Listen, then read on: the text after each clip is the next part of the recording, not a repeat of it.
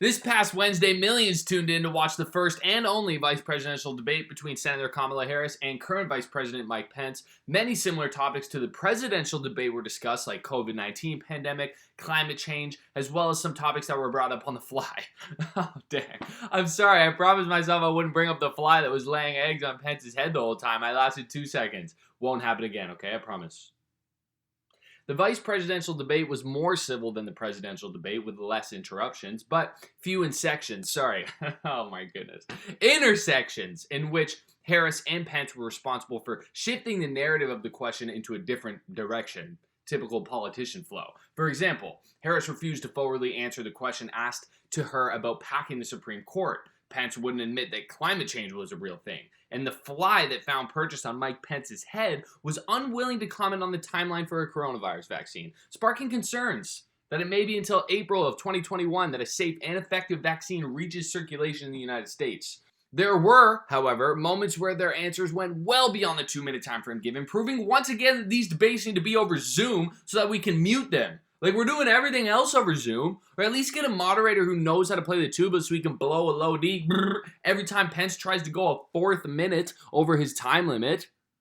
Halfway through the debate, the question of the economy brought up Trump's payment of only $750 to taxes, and furthermore, his $400 million debt. Harris brought up a point in regards to this debt, claiming that the president has not been forthright in regards to whom he owes this $400 million to. This deservingly causes concern because that could influence the president's decision-making to be less about the American people and more about his $400 million debt. That's literally roughly the budget it cost to make all 3 Iron Man movies, including the one where Mickey Rourke has a pet canary and telephone wires for weapons. By the way, did anyone else see Mickey Rourke's performance in The Masked Singer last week? I didn't, because what is that show? Like, is this where we're at in life now? I'm getting heated. Biggest takeaways from the debate was the power of the straw man, which, for example, looks a little like this. I'll get to climate change, but first, the American people are the American people. Thanks! Otherwise, the Biden and Harris ticket looks like a commercial for an Oral-B toothbrush.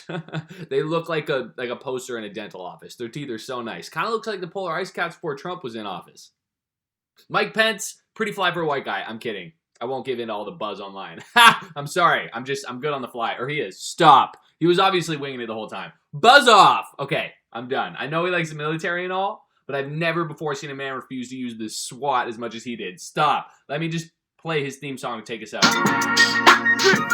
I'm so fly. I got money, so that's a good enough reason about the things I buy. I'm so high.